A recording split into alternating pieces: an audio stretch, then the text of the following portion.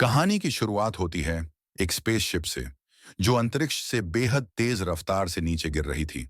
और फिर हम देखते हैं कि स्पेसशिप एक तालाब में जा गिरी थी। इसके बाद स्पेसशिप में से दो इंसान जैसे दिखने वाले लोग स्पेस सूट पहनकर बाहर आए। एक आदमी ने अपने बेहोश साथी को घसीटकर बाहर निकाला और फिर खुद सो गया, जिसके बाद उसे अपने ग्रह पर बिताई हुई जिंदगी की झलक दिखाई देने लगी। कुछ समय बाद जब उसकी आंख खुली तो उसने देखा कि उसके बेहोश साथी की छाती पर भयानक घाव था, जिस वजह से उसकी मौत हो गई थी। तभी उसे तालाब में मौजूद अपने कंप्यूटर से आवाज आई। उसने तुरंत कंप्यूटर को बाहर निकाला और उसमें से इस जगह के बारे में जानकारी निकालने की कोशिश की। फिर उसने बाकी स्पेसशिप्स की लोकेशन का पता लगाया, पर कंप्यूटर ने उसे बताया कि फिलहाल आसपास कोई दूसरी स्पेसशिप मौजूद नहीं है। अब वह थोड़ा निराश हो गया। खैर, फिर उसने कंप्यूटर से एक तार अपनी आंख में जोड़ी, जिसके बाद इस ग्रह का सारा इतिहास, यहाँ के लोग, जानवर, भाषाएं और रहने सहने की सारी जानकारी उसके दिमाग में पहुंच गई। इसके बाद उसने अपनी बंदूक निकाली और निशानेबाजी की प्रैक्टिस करने लगा। फिर शाम को उसने अपने मरे हुए साथी के लिए कब्र खोदकर उसे दफना दिया।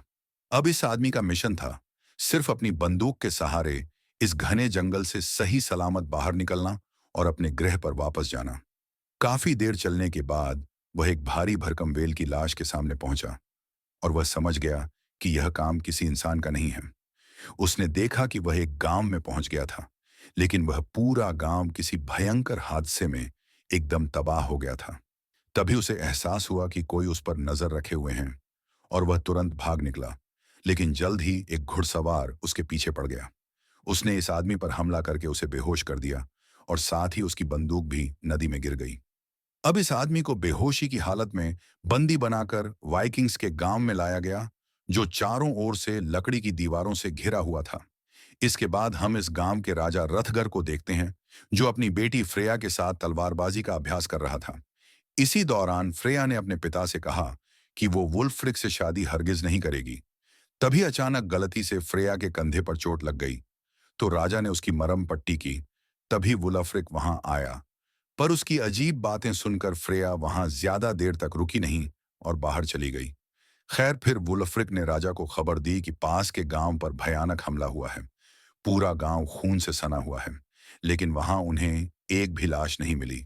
इसके बाद उन्होंने एक आदमी को पकड़ा, मगर वो इस इलाके का नहीं लगता। तब हम देखते हैं कि उस आदमी को पूरे गांव के सामने बंदी बनाकर खड़ा कर दिया गया और सब हंसकर तमाशा देख रहे थे। खैर, फिर वुल्फ रिक उस आदमी को पूछताछ के लिए कमरे में घसीट लाया। वुल्फ रिक ने उसका नाम पूछा तो उस आदमी ने कहा कि उसका नाम कीनन है। कीनन ने उसे झूठ कह दिया कि वह उत्तर दिशा के इलाके से यहाँ पर ड्रैगन्स का शिकार करने आया है। लेकिन किसी ने उसकी बात पर यकीन नहीं किया, क्योंकि उन्हें लगता था कि साथ के गांव की तबाही के पीछे कीनन का हाथ है। अब कीनन ने वहां से भागने की कोशिश की, मगर वाइकिंग्स बहुत ताकतवर थे।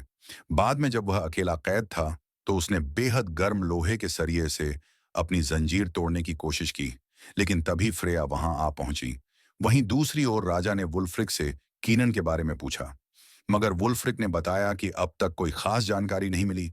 तब राजा ने उसे तबाह हुए गांव के राजा गुनार को ढूंढने को कहा, ताकि वह उसे समझा सकें कि उनके गांव पर हुए हमले के पीछे हमारा कोई हाथ नहीं है। वुल्फ्रिक इसके लिए हरगिज राजी नहीं था, क्योंकि गुनार ने उसके पिता का कत्ल किया था, इसलिए वह गुनार से नफरत करता था।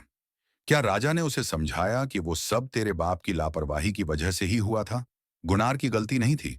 इसमें उधर फ्रेया और कीनन साथ थे, तो फ्रेया ने उससे पूछा कि क्या उसने ही पास के गांव पर वह हमला किया था, लेकिन कीनन ने इससे साफ इनकार कर दिया। इसके बाद अचानक उसने खुद को आजाद करके फ्रेया और गार्ड पर हमला बोल दिया और उन्हें हराक वहां से भाग निकला। अब आधी रात को कीनन भाग रहा था, मगर अचानक वहां दुश्मन के हमले का ऐलान हो गया। जल्द ही उनके गांव की फौज युद्ध के मैदान में उतर आई, क्योंकि उन्हें लगा कि गुनार उनके गांव पर हमला करने वाला है। पर बाहर आकर वह सब हैरान रह गए, क्योंकि वहां कोई भी नहीं था।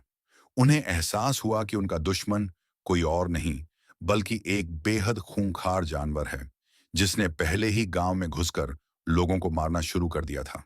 अब कीनन भी इस जानवर के पीछे दौड़ा। उसने जानवर के सामने जाके उसे मोरवन कहकर पुकारा, और तब यह खुलासा होता है कि वह इसी ड्रैगन का शिकार करने आया था। अब कीनन उस पर हमला करने ही वाला था कि तभी ऐन वक्त पर फौजियों ने उसे फिर से पकड़कर एक पत्थर से बांध दिया। तब उसे अपने गृह की फिर से याद आई, जब मोरवेंस की फौज ने उनके गृह पर हमला कर दिया था और कि कीनन अपने लोगों को बचा नहीं पाया। खैर, फिर अगले दिन हम देखते हैं कि एक छोटे से गरीब बच्चे ने कीनन को अपनी ब्रेड का छोटा सा हिस्सा दिया। वहीं दूसरी ओर गांव वाले यह पता लगाने की कोशिश कर रहे थे कि कल रात किस भयानक जानवर ने उन पर हमला किया था। फिर वो कीनन को राजा के सामने लाए, तो राजा ने कीनन से इस ड्रैगन के बारे में पूछा। तब कीनन ने उन्हें बताया कि इस ड्रैगन का नाम मोरवन है और इसने कीनन के ग्रह के लोगों पर भी हमला किया था। मोरवन अक्सर अपने शिकार को रोशनी से आकर्षित करते हैं और फिर उसे बुरी तरह मार डालते हैं। असलियत तो यह थी कि मोरवन के पास गायब होने की ताकत है।